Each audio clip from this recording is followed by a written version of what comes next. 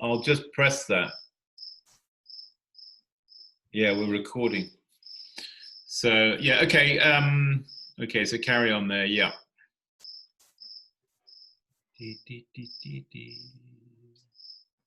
Okay, let's try it. So at the moment, are you at this? Do you think you're at the stage where you want to start lifting? Is that what you want to do? I believe so. Because I would actually go quite a bit wider than that. I'll show you here a set of samples like we spoke about earlier. These ones, you know, and you'll see here how wide that is. Now this is for a this is a 12-ounce lump of clay. So at this stage, I'm like 4 inches wide. Oh, okay. Now I get wobble as I widen it. Is that a mismatch between wheel speed and hands? Well, it's going to be a mismatch between something. It could be you're running out of water. It could be just your finger postures. It could be. I've got that. Yeah, I see you've got it going up and down. Well, most things when pots go off center, for a great part of the time, it's because of the water at some point it's lost its. You see. Yeah, I see. Yeah, I mean, it's difficult for me to see exactly how your water is there, your water supply, but that's okay. Just do another one. So these samples here, you know, going through these different stages, and the way I do throw you is I always go wide at this stage, but then I cone it in after that, and then it reduces. So the actual finished cylinder, you'll see how much wider it is at that stage.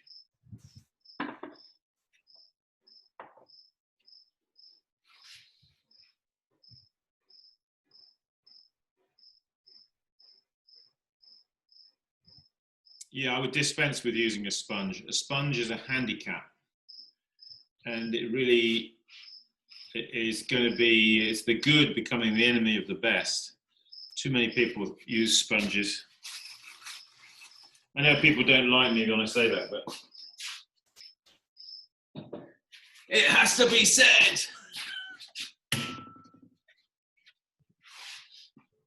Once you learn to do it right, you'll look back and think, wow, that was a great bit of advice that Simon said there, getting rid of that sponge, because although it's a little bit irksome at first, because you're going through the process of breaking a habit. Breaking habits can be painful. So the goal here is I open it up to make sure there's really sufficient water in there, because that's where I'm getting my wobble. It's drying out. Yes, exactly. If you're drying out, you will eventually you'll create wobbles for yourself.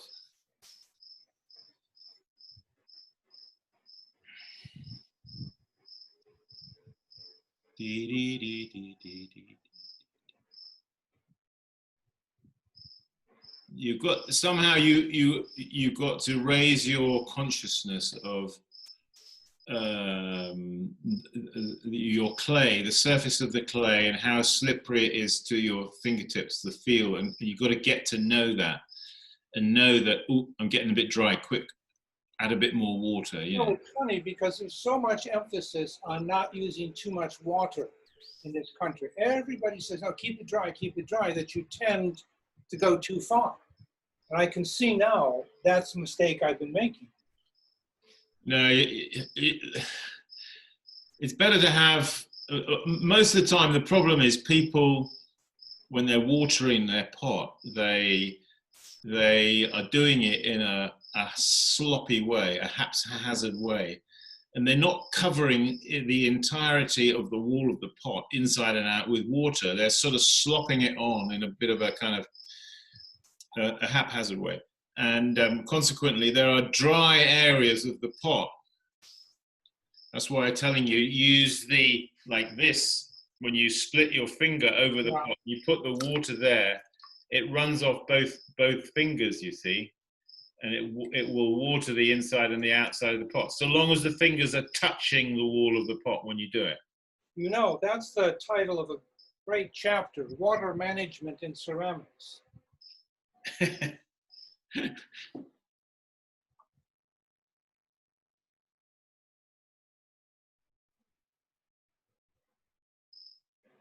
Remember, the water is the lifeblood of your pot. So if you can keep the water flowing, the pot will probably stay on center and stay true. Simon, I can see the difference already. Good. Yeah, you'll become much more touchy-feely with your fingertips, because you've got to remember, your fingertips are loaded with sensory cells of touch and everything. And you know, when I put just now with my fingers, I never even thought about the sponge. Okay. Because I have more water now. Yeah, eventually you'll get so used to doing it like that with your fingers that the sponge, if you were to do it with a sponge, it would feel so cumbersome, and this stupid bit of sponge here, you could get rid of it, you know. You'll be able to be a little bit more accurate with your fingers and see what you're doing. Sometimes if you've got a sponge there, it's kind of smearing everything over. You can't. I think you become more intuitive when you're using the finger. Yeah. Your fingertips are feeding back information to your brain all the time, and you are responding accordingly. Now keep the top of your piece as much as possible. Don't let it get wide. Keep it like coned in, you know.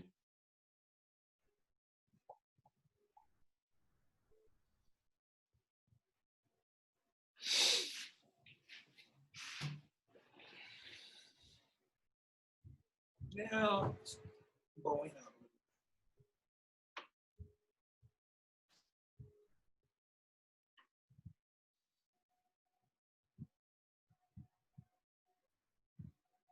What sort of height have you got there? Oh dear, not much. Is 3.5. 3.5? Yeah.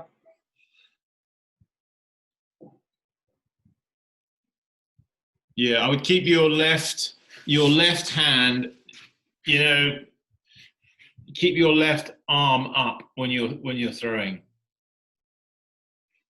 Don't try and throw with it down. You've got to bring this arm up as you throw.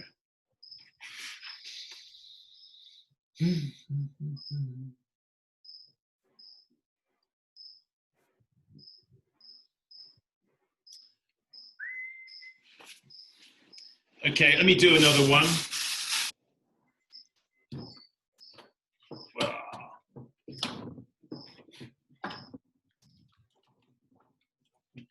So lean in, compact your body.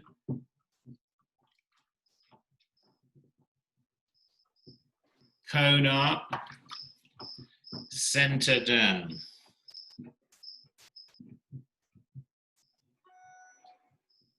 Thumb at the base to center the base. Break in, establish the base thickness. Now into the base and widen the base out to about 4 inches. Squidge it in like that, and now start to lift upwards and inwards. So you develop a conical form. Yeah, I didn't get that. Need to bring it in more. Okay, now I'm pushing in, and I'm creating a lifting point there, and I'm lifting that rib all the way up, that fat bit. So when you do a lift, as you come up to the top there, you want to hold it at the top. Yeah. and then take your fingers off. Don't run your finger over the top of the rim. Okay, water. Now down to the bottom of the pot. Now I'm pulling now up again, not quite so conically.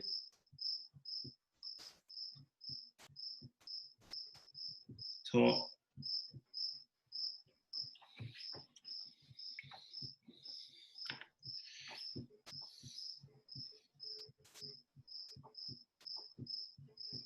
This will be the last lift.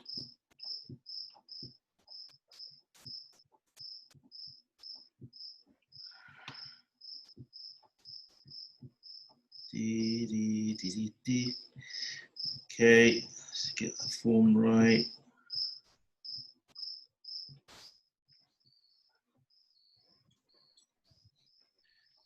Okay. Didn't measure it.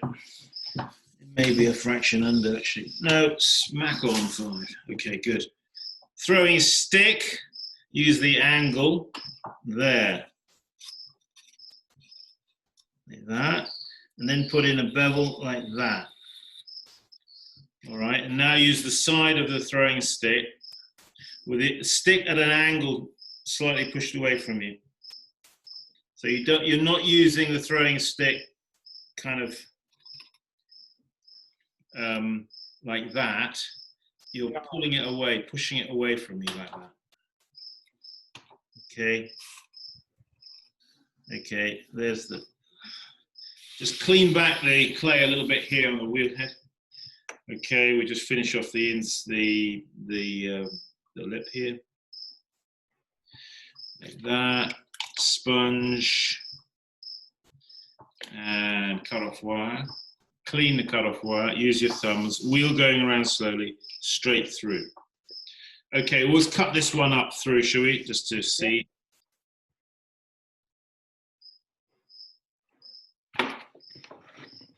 What's your diameter there? It'll be about 3 inches. 3, yeah. Yeah, 3 inches. Now you Yeah, 5 inches by 3 inches. And 12 ounces of clay, folks. So you see, mine's 4 inches. And the reason I think is that I didn't cone it in enough in my lift. Oh, look at that. Lovely. Now here, look at this one. Let's see.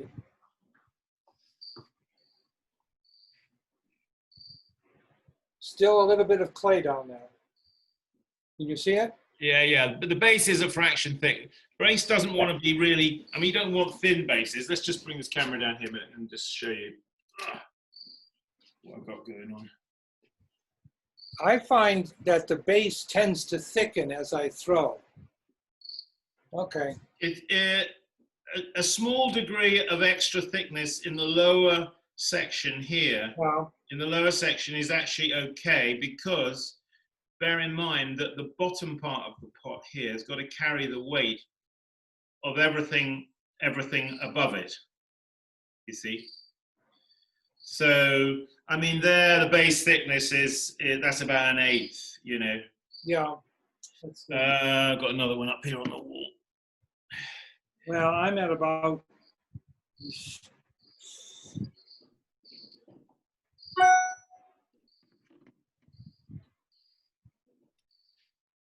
so I would say it's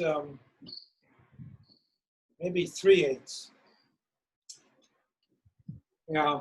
3/8, yeah, 3/8 is too thick. Here's an example of a tea bowl that was cut in half. Yeah, okay. After it was trimmed, just to show you. Well, as I had them here handy. Whoa! Will they bite the dust? Yeah, okay. So, yeah. All right. So, I think our time is coming to an end. And yeah. I need to take my 12-ounce pieces of clay and just keep practicing, and then come back to you in a few weeks' time to see. Yes, exactly. Well, that's exactly what you should do. You should go away and practice what we've spoken about.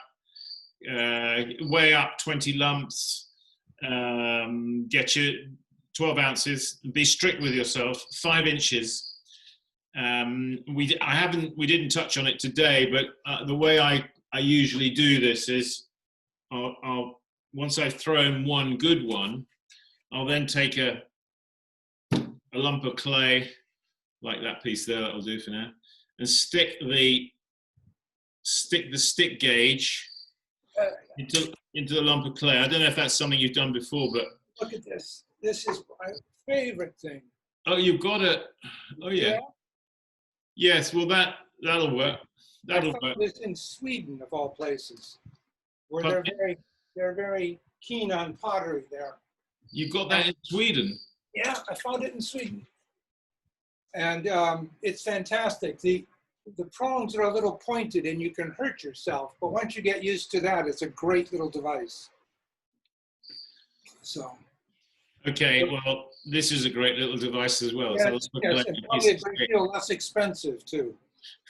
I've got various gauges that people have given me, some of them like that, pieces of chunks of metal with sharp spears on the end, and wooden ones. In fact, yeah. Anyway, at the end of the day, I think most people will probably use just a lump of clay with a stick. It's so simple, but it works actually remarkably well. But anyway, it doesn't matter. Whatever you've got, use it. Try and use a gauge, set that, and make for yourself, say, 20, and come back to me. When you think you're making some good progress, either email me some photographs and say, what do you think, Simon, am I ready for another class? And you can cut a few through, show me them. Okay, excellent. This has been incredibly valuable. Thank you so very, very much. Well, you're welcome. I hope it's been helpful to you.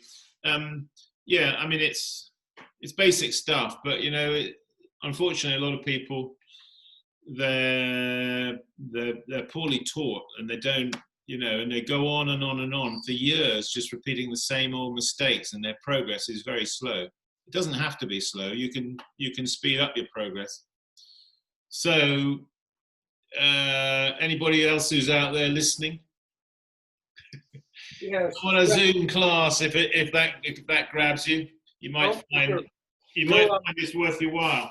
We'll Zoom again for sure. Thank you again for your help. I appreciate it. Let me see you go before you go. Yes. Let me see your face before you go. There it is. Oh, maybe, yeah. So thanks, Robert, for joining me today for this Zoom. It's been fun, and yeah, come back to me whenever you're ready, and we'll do another. And we'll go on. If you go away and do some homework now and practice what we've been doing today, you'll find that you'll make quite a lot of progress. Excellent. Thanks again. And remember the things we talked about in your studio, you know, about the wear boards and, you know. Yeah, I'll work on that. Okay, great stuff. Great. Bye-bye. Okay, take care, my friend. You too. Bye. Bye-bye for now.